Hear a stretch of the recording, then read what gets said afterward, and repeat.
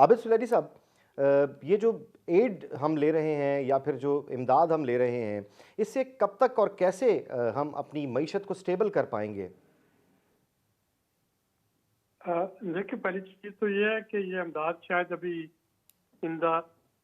Short to medium term تو لیتے رہنا پڑے گا. یہ تو نہیں ہو سکتا کہ اگلے 3 سالوں میں آپ کو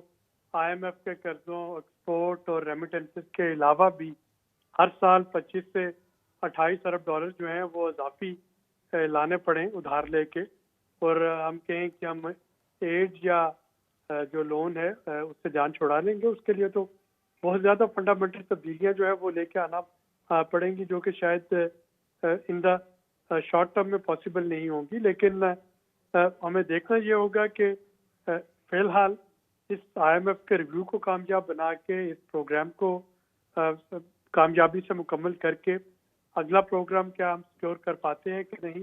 اور وہ جو اگلا پروگرام سیکیور کر پائیں گے، آپ نے جو پہلا سوال خاقان صاحب سے جو پوچھا تھا، یہ والے ریویو میں تو بہت زیادہ میں ٹف میئر جو ہے وہ اس کا مطالبہ نہیں دیکھ رہا. لیکن جو اس کے بعد والی ٹرانچ کا ریلیز ہونا ہے، جس کو کہ آخری ٹرانچ ہوگی، اور جو اگلا پروگرام پاکستان نے سیکیور کرنا ہے، تو وہ تمام چیزیں جو کہ ہم ابھی تک نہیں کر پائے، پالیسی ڈیسیژن، جو پریکٹسز، وہ یقیناً اس پروگرام میں شامل ہوں گی. اور ہم نے دیکھا کہ اس پروگرام سے پہلے بھی وہ جو گیس کا ٹیرف تھا، جب تک ریویو مشن اسلام آباد کے لیے روانہ نہیں ہوا تب تک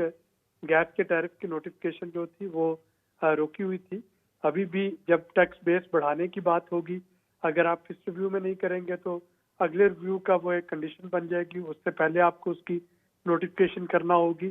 اور اسی طرح سے جو باقی لوپ ہولز ہیں، ایون حکومت کو یہ ڈیسائیڈ کرنا ہوگا جو الیکشن کے بعد نئی حکومت آتی ہے کہ وہ اپنے ایکسپینڈیچر کیسے کنٹرول کرے تاکہ کچھ ٹارگیٹڈ سبسڈیز جو ہے اس کے لیے کچھ نکالا جا سکے.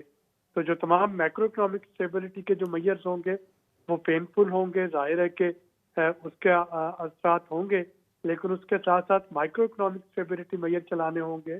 اور وہ یہ ہے کہ ایک عام شہری کا چولہا کیسے جلے گا، اور اس چولہا جلانے کے لیے ٹارگیٹڈ سبسڈیز کے پیسے کہاں سے آئیں گے، یہ آنے والی حکومت کے لیے سوچنے کا کام ہے، اور یہ اگلے پروگرام کا حصہ بن رہا ہوگا. ٹھیک.